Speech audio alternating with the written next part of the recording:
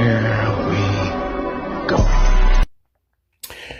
Good evening, YouTube. Man over Jersey Page, aka the Emperor of Female Body Talk, coming to you live on YouTube. Well, folks, we have a few more days left of June. I mean, time is flying by. We're just about going into the summer season. It's starting to pick up, starting to get a little warmer. We got some shows going on, but those shows don't really matter. We know, as you know, my channel is about recognizing certain divisions, and particularly shows that are active don't have those divisions. So we have to wait till next weekend. We do have a big show, especially to have women's bodybuilding attached to the show, and that is the Portugal Pro. And that's going to be the day after the 4th of July. So, folks, this is one of my comparisons to, and I have one more left in the hole after this, and then start all over again. And I picked two lovely ladies, particularly for this style of flex and sex appeal. Yeah, guys, you know you are a fan of these ladies. Beautiful, amazing women with muscle. I mean, again, society doesn't look at muscle as very appealing and attractive, but I do. I know some of you guys do. I think it's amazing women in the sport who have that great combination of femininity and muscularity. So I picked two ladies who have been both Olympians and also Rising Phoenix competitors. And they've been competing in women's bodybuilding for quite some time now. First off, we have here the lovely Mrs. Kristina Nicole Mendoza and the lovely Miss Chelsea Dion. As you know, Kristina's been a pro since around about 2019. And she's been a multi-time Rising Phoenix competitor and a two-time Olympian. Only went once because back in 2023, she got a first qualification. But, you know, certain things happened. She missed out. And Chelsea, she has been a three-time Olympian. First qualification was back in 2022 when she made her pro debut. She did the Tampa Pro. Then the second one was in 2023 when she did the Europa Championship in Spain, being the one and only American. She took a break after a while, came back, did 3 shows last year, doing both the Triple O Dynasty, the Vancouver Isle Show, and the New York Pro. Those 2 shows, the last 2 did not have women's bodybuilding, or well, one doesn't have even the pro competitors. Both of these have a great background. Also, they share a certain background by each other. They're both of a Latino descent. As you know, Kristina's Cuban and Chelsea's half Mexican. I thought about a couple years ago when she did a talk about her family. She went to visit them for the holidays. But both of these are amazing, great looks too, and great aesthetics. And I'm a fan of both of them. They were busy last year. We had a couple of shows on the belt. As I said again, Chelsea did both the Triple O. She also did the Vancouver Isle Show and also the New York Pro. And Kristina, she did the Chicago Pro, and she did the Titans Grand Prix. Didn't get a qualification for the Olympia that year, but Chelsea did, you know, winning 2 shows out of 3. Both of these have great aesthetics, great look, and you know, I've seen Chelsea up close and personal. She is built. She is, yeah, I think she's a tall girl too. I mean, you know, put on that much muscle and density and being tall, it takes a lot. And Kristina has a great look to her. As you know, recently she's announced that she's moving down from women's bodybuilding to wellness. And, you know, she did a few years ago. I think it would be really good for her. It's going to take some time because, you know what, you have to drop a lot of that muscle density you build over time as a women's bodybuilder. And here we have the front lat spread.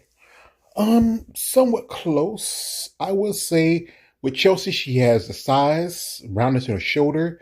With Kristina, her condition is pretty good. She has a better taper.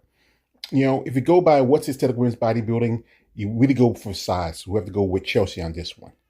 Here you have the front double. Great developing the shoulders, a good peak in the bicep.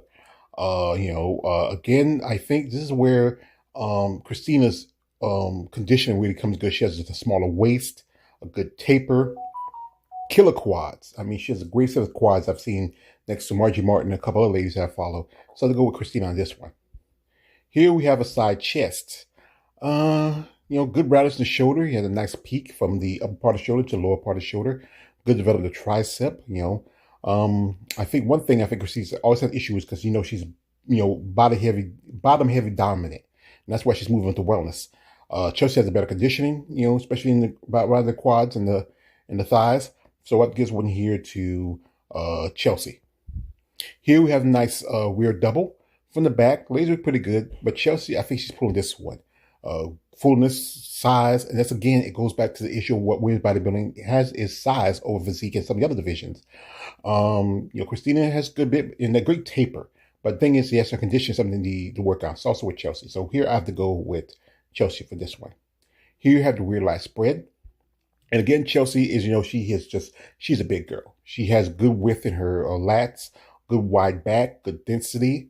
Conditioning, something she might need to work on, especially around the glutes. Same thing with Kristina. She is, a little bit body heavy dominant. So if I go for the aesthetic, especially what the judge is looking for, I have to go with Chelsea on this one. We have a nice tricep pose, good roundness in the shoulder, a nice developing the tricep. You like to see that little peak in the bottom of the shoulder popping up in top of the tricep. So if I go with anybody who has a better conditioning, and I think this is where Kristina does pretty good at conditioning, I'd go with Kristina.